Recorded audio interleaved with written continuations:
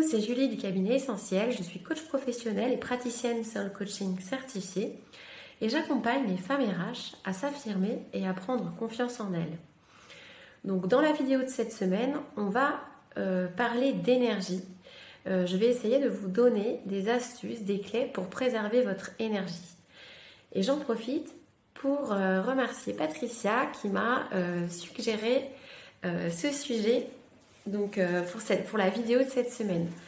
N'hésitez pas à me suivre sur LinkedIn, Instagram, Facebook. Je vous mets les liens en description si vous voulez justement échanger avec moi, suggérer des sujets par exemple, ou tout simplement suivre mes posts, mes vidéos, mon podcast. N'hésitez pas et n'hésitez surtout pas à vous abonner, à liker. Allez, on y va. Alors, la première chose, c'est une évidence, mais c'est la base, c'est d'avoir une bonne hygiène de vie. Alors, qu'est-ce que ça veut dire? C'est déjà d'avoir une bonne alimentation. Alors, avoir une bonne alimentation, ça ne veut pas dire ne manger que des légumes. Non, c'est aussi se faire plaisir, mais c'est d'avoir une alimentation équilibrée, de ne pas sauter des repas, etc. Donc voilà, de faire globalement attention à son alimentation. Il faut éviter aussi de consommer trop d'alcool par exemple, parce que ça c'est vraiment quelque chose qui va vous enlever votre énergie. Ensuite, bien sûr, le sommeil. Donc essayez de vous coucher tôt. Alors je sais qu'on est tous différents, on a tous notre rythme par rapport à ça, mais écoutez-vous, écoutez votre corps. Souvent on l'écoute pas trop, on est fatigué et on va pas se coucher parce qu'on veut faire plein de choses, etc. Mais ça passe par là quand même l'énergie, vous récupérez la nuit, et donc essayez au moins de vous coucher avant minuit, voire encore avant, si c'est possible. Moi personnellement je me couche super tôt. Une vraie petite mamie. Et puis enfin, la dernière chose sur l'hygiène de vie, c'est l'activité physique. Alors l'idée, c'est pas forcément de se lancer à aller courir tous les jours, etc. ou faire du sport. Ça peut passer, l'activité physique, juste par le fait de marcher un peu plus tous les jours. Je vais vous dire des choses bateaux, mais de prendre les escaliers plutôt que l'ascenseur. Peut-être si vous avez la possibilité de vous arrêter plus tôt et de marcher un peu pour aller au travail. Dès que vous pouvez, en fait, d'augmenter le nombre de pas chez vous, quand vous téléphonez, peut-être de marcher. Des petites choses comme ça qui peuvent suffire en fait à avoir une bonne hygiène de vie. Voilà, pas besoin de se lancer dans quelque chose d'intense et de fort. Faites surtout quelque chose que vous allez pouvoir faire.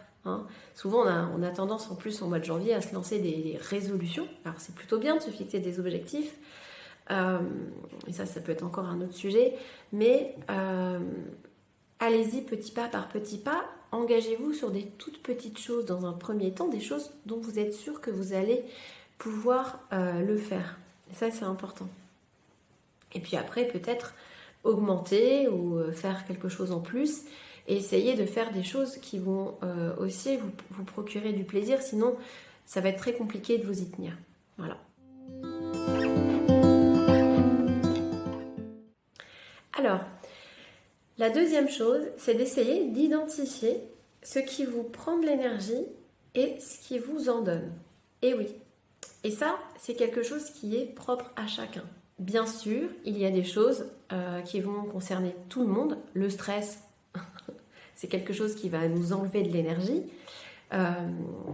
Quand vous allez dire oui et que vous pensez non, quand on vous demande quelque chose et que vous dites oui parce que vous n'osez pas dire non, ça clairement, ça va vous prendre de l'énergie.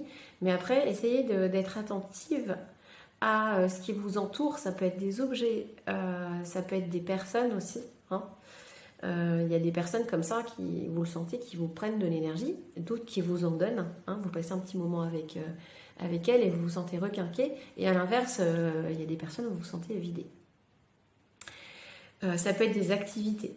Moi personnellement, conduire, c'est vraiment quelque chose qui me prend de l'énergie parce que j'aime pas ça, tout simplement. Alors bien sûr, vous n'allez pas pouvoir faire que des choses que vous aimez, on est d'accord. Mais si on prend les personnes ou les objets, donc les personnes, dans la mesure du possible, éloignez-vous des personnes qui vous prennent de l'énergie. Si c'est pas possible, parce que c'est des personnes par exemple avec qui vous devez travailler et vous n'avez pas le choix, vous pouvez essayer de visualiser une bulle qui vous protège et qui vous permet de garder cette énergie. Je sais que ça marche très bien. Les objets, débarrassez-vous de ces objets. Voilà, soyez attentifs à tout ça et faites un petit tri comme vous le pouvez, hein, bien sûr, dans la mesure du possible.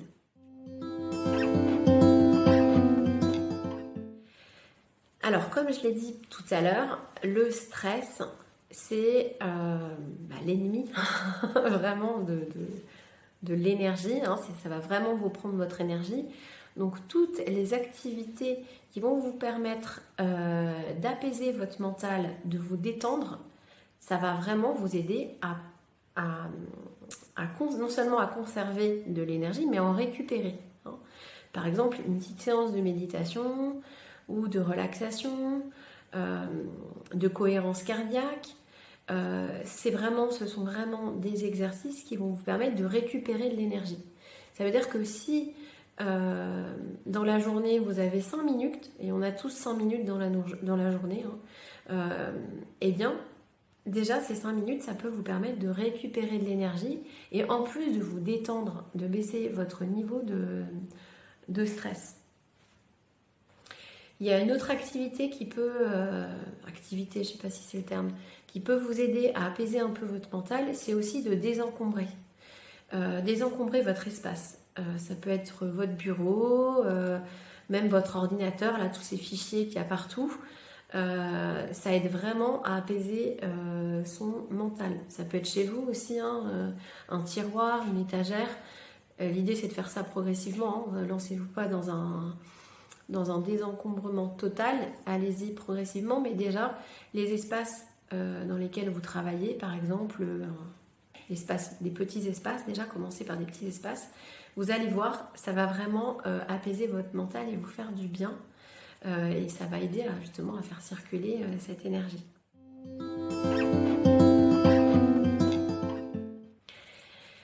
Et enfin, la dernière chose, ce qui nous donne de l'énergie, c'est ce qui nous procure du plaisir. Et oui. Donc ça veut dire vraiment de prendre du temps pour soi.